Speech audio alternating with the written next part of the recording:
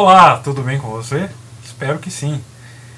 Hoje, quinta-feira, damos aí sequência às transmissões aqui do canal Transcendência e vamos trazer um tema que eu creio que interesse a muitos maçons e a muitos não maçons também, apesar de ser um tema um tantinho complexo, mas é um tema bastante interessante, ou seja, a natureza do grande arquiteto do universo, né? O que é o grande arquiteto do universo? Como a maçonaria deve concebê-lo? O grande arquiteto do universo é Deus? O grande arquiteto do universo é o Deus da Bíblia? O grande arquiteto do universo é o Criador? Enfim, como conceber a ideia do grande arquiteto do universo? Esse tema ele foi nos proposto aí por um querido irmão Clóvis Gregório, lá do canal Maçonaria Tupiniquim. Aliás, é um canal que nós recomendamos. O canal Maçonaria Tupiniquim, tem o blog Maçonaria Tupiniquim, o site Maçonaria Tupiniquim, enfim, deu uma passadinha lá porque é bastante interessante. E aqui ficam os nossos agradecimentos ao irmão Clóvis pela sugestão do tema, né? Graças a um comentário lá do Maçonaria Tupiniquim nos veio a ideia de falar sobre o tema. Bom, quando nós falamos de maçonaria, nós falamos de um contexto, né, de um grupo que nasce ou que se manifesta num contexto da sociedade europeia lá do século XVII. Né? Então, obviamente que nós estamos falando de uma cultura judaico-cristã, né, de um entorno cultural judaico-cristão. Então, para entender esse entorno cultural, é necessário buscar as fontes, né, desse entorno cultural. E, obviamente, quando nós falamos de fontes judaico-cristãs, nós estamos falando da Bíblia.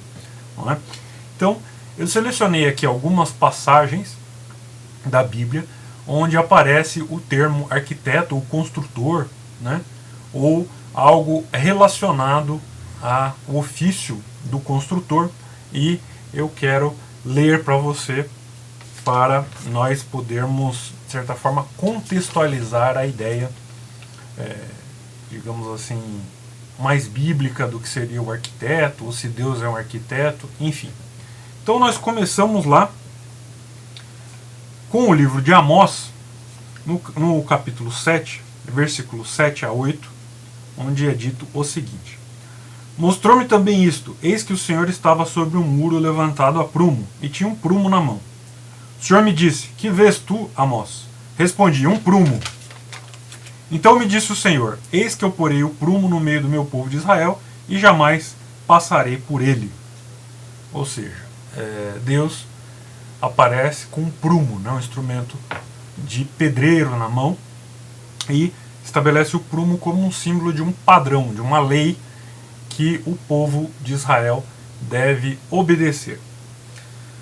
No Salmo 51, versículo 18, está escrito: Faze bem a Sião, segundo a tua bondade, e edifica os muros de Jerusalém. Aqui, obviamente, a expressão, né, faz referência à defesa lá da cidade de Jerusalém. Aliás, a palavra muro, né, nesses textos antigos, às vezes ela está ligada a uma determinada formação militar de defesa. Né? Então é bom ter isso aí em mente. Né? A edificação dos muros de Jerusalém, na verdade, era a edificação da defesa da cidade de Jerusalém e da defesa da própria identidade judaica. No Salmo 127, versículo 1, diz: Se o Senhor não edificar a casa, em vão trabalham os que a edificam. No Salmo 147, versículo 2, o Senhor edifica Jerusalém. Né? Aqui, mais uma vez, no sentido de edificar, né? No sentido de fortalecer, no sentido de dar base, de dar sustentação à ideia, né? Ao próprio conceito por trás de Jerusalém. No Novo Testamento, na Bíblia, né, na Epístola aos Hebreus, capítulo 11, versículos de 8 a 10, nós vamos ler o seguinte: Pela fé Abraão, quando chamado, Obedeceu a fim de ir para um lugar que devia receber por herança e partiu sem saber aonde ia. Pela fé peregrinou na terra da promessa, como em terra alheia, habitando em tendas com Isaque e Jacó, herdeiros com ele da mesma promessa, porque aguardava a cidade que tem fundamentos, da qual Deus é o arquiteto e o edificador. Bom, aqui uma referência clara em que Deus é chamado de arquiteto e edificador, mas arquiteto e edificador não propriamente do mundo material, né? Ele está se referindo aqui a Jerusalém celeste, né? A cidade que tem fundamentos é a Jerusalém celeste. Lá em Coríntios, na primeira epístola aos Coríntios, capítulo 3, versículo 10, segundo a graça de Deus que me foi dada, lancei fundamento como prudente construtor. Aqui já é o Paulo, né, que vai se denominar como construtor, né? E, ou seja, ele vai dizer que ele é o construtor. Ou seja, ele foi investido por Deus, né, da sabedoria para que haja como um construtor, como um bom construtor da graça de Deus, né? Ele vai transmitir às pessoas a graça de Deus como um prudente construtor. Ele vai lançar os fundamentos da fé como um prudente construtor. Bom, se você analisou, né, essas passagens que eu li, você vai ver que a coisa parece um tanto quanto multifacetada ou multiforme, né? Em alguns outros versos vai se falar, por exemplo, de Jesus como a pedra que foi rejeitada, né, que se torna a pedra angular. Aliás, essa temática ela aparece num grau inglês e num grau também que é praticado na maçonaria norte-americana, que é o grau da marca, né? O chamado grau da marca vai tratar em relação a essa pedra angular que é rejeitada. Então, ora, Deus aparece como edificador da cidade celeste de Jerusalém, ora, Deus aparece como defensor dos muros, aquele que edifica a defesa de Jerusalém, e ora, ele aparece como alguém que coloca um prumo, ou seja, uma medida dentro, digamos assim, dentro do povo de Israel, né? Ele passa o prumo no meio do povo de Israel, que seria a ideia de colocar uma lei, colocar um padrão, colocar uma ideia que não deve ser modificada ou transpassada. Dessas leituras que nós vimos, fica claro que a figura de Deus como propriamente um arquiteto, né? Ou seja, o arquiteto das coisas materiais, o arquiteto da manifestação, do mundo manifesto, ela não é muito clara, ela não é colocada claramente na Bíblia. E isso tem sua razão, né? E nós vamos entender essa razão. Então, se você abrir lá no livro de Provérbios, no capítulo 8, então, a partir do versículo 22, o versículo 22 até o versículo 30, é tratado sobre a eternidade da sabedoria, né? E a sabedoria, aqui ela vai falar em primeira pessoa, como se fosse a sabedoria que está falando sobre si mesma. E aqui nós vamos ler o seguinte: o Senhor me possuía no início de sua obra, antes de suas obras mais antigas. Desde a eternidade fui estabelecida, desde o princípio, antes do começo da terra. Antes de haver abismos eu nasci, e antes ainda de haver fontes carregadas de águas. Antes que os montes fossem firmados, antes de haver outeiros eu nasci. Ainda ele não tinha feito a terra, nem as amplidões, nem sequer o princípio do pó do mundo. Quando ele preparava os céus, aí estava eu. Quando traçava o horizonte sobre a face do abismo. Quando firmava as nuvens em cima. Quando estabelecia as fontes do abismo. Quando fixava ao mar o seu limite, para que as águas não transpassassem os seus limites. Quando compunha fundamentos da terra. Então eu estava com ele e era seu arquiteto. Né? Então veja bem, a sabedoria afirma aqui no livro de Provérbios no capítulo 8, versículo 30, que a sabedoria é o arquiteto do universo, do mundo manifesto, pelo menos, né? Então essa é a primeira, vamos assim, nesse primeiro indício, né, do que seja o grande arquiteto do universo, ou seja, o grande arquiteto do universo como um princípio da sabedoria, né, a sabedoria em si, a sabedoria da criação, a sabedoria do demiurgo, né, nós temos aí um primeiro elemento interessante para definirmos o que é o grande arquiteto do universo, né? E se nós formos pensar que quando nós falamos do grande arquiteto do universo, né, nós estamos falando do quê? Do princípio de criação ou de manifestação daquilo que é material, né? Então nós estamos falando daquilo que existe, daquilo que são os entes ou os seres, né?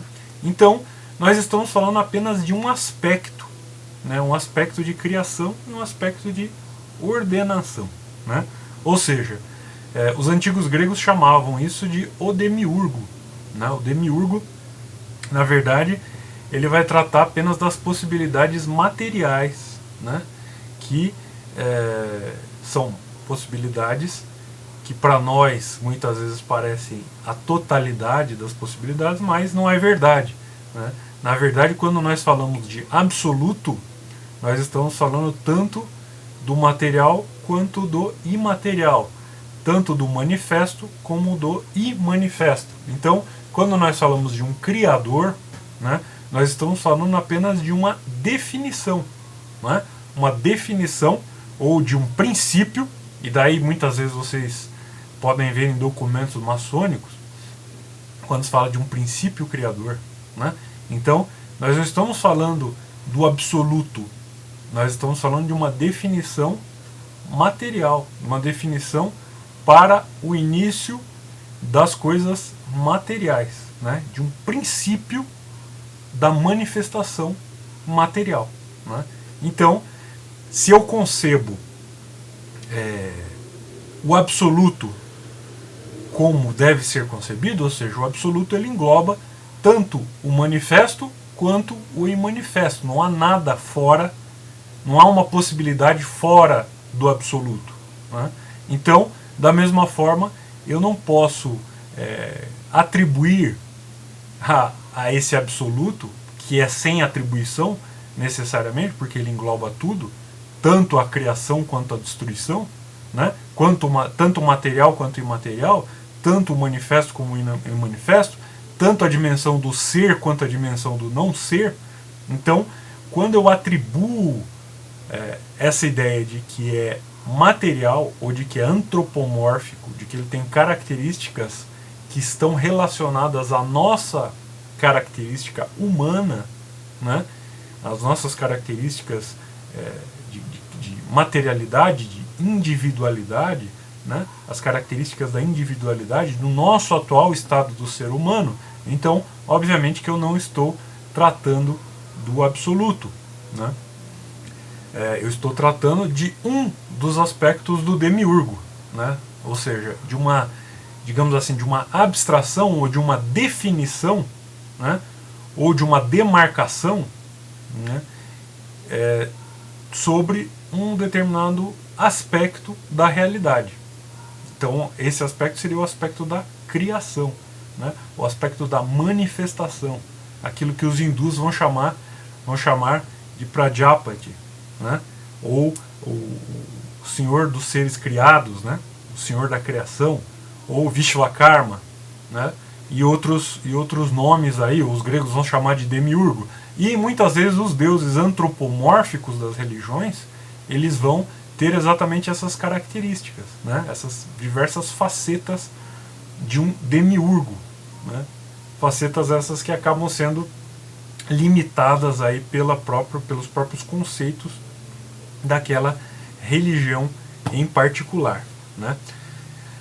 Como uma sugestão, né, porque se você gostou aí da temática, me desculpem, porque realmente é muito complexo para falar Eu estou olhando aqui o cronômetro aqui do vídeo, nós estamos com 15 minutos de vídeo aqui, e eu não consegui falar quase nada do que eu gostaria de falar, mas assim, para não ficar um vídeo gigantesco, para não fazer um vídeo de 1 hora que ninguém vai assistir, então eu sugiro a você que gostou do tema, né, que gostou da ideia de um ser universal, né, ou do grande arquiteto do universo como a definição de uma obra, de um plano ideal, da sabedoria divina que está presente em cada um dos seres manifestados, né? Então a ideia é exatamente essa, né? Que cada um de nós manifesta essa sabedoria que nós chamamos de grande arquiteto do universo, e que na verdade o plano do grande arquiteto do universo ele é realizado, ele é manifestado pela coletividade daqueles que têm consciência desse plano. Se você gostou dessa ideia, que é um pouco menos simplista do que reduzir o grande arquiteto do universo a um Deus, desculpa, um Deus antropomórfico, então eu sugiro que você estude a ideia do Adam Protoplastes, né? Ou seja, Adam Protoplastes é exatamente o demiurgo, é a ideia do demiurgo que aparece na Kabbalah. E estude a ideia também, os conceitos do Adam Kadmon, né? O homem primordial, o Adão primordial, né? Então, o grande arquiteto do universo ele é precisamente a ideia do Adam Kadmon, né? da Kabbalah hebraica. Então, se você gostou do tema, eu sugiro que você... Aliás, tem um texto muito, muito, muito interessante do René Guénon, chamado O Demiurgo, e também você acha bastante material sobre o Adam Protoplastes e o Adam Kadmon, e com essas referências eu acho que fica mais fácil e mais claro de entender aí o grande arquiteto do universo como um símbolo iniciático, né? Como símbolo de uma determinada ideia, e não como um Deus ou como um ser antropomórfico. Bom, se você gostou do vídeo, se inscreva no nosso canal, compartilhe, toque aí o sininho para você receber as nossas notificações, e se vocês quiserem que nós continuemos com esse tema, mande aí sugestões. Mais uma vez, gostaria de agradecer aí o canal Maçonaria Tupiniquim. Dá uma olhada lá também, se inscreva no canal deles também, porque tem bastante coisa interessante. E se você quiser se aprofundar nessa temática ou em outras temáticas maçônicas, entre na nossa página da Hotmart, porque lá você vai encontrar 2 dos nossos e-books, né, sobre o tema, e pode ser bastante interessante se você quiser um material realmente bem pesquisado e bem embasado, ok? Obrigado pela sua atenção e até o nosso próximo vídeo.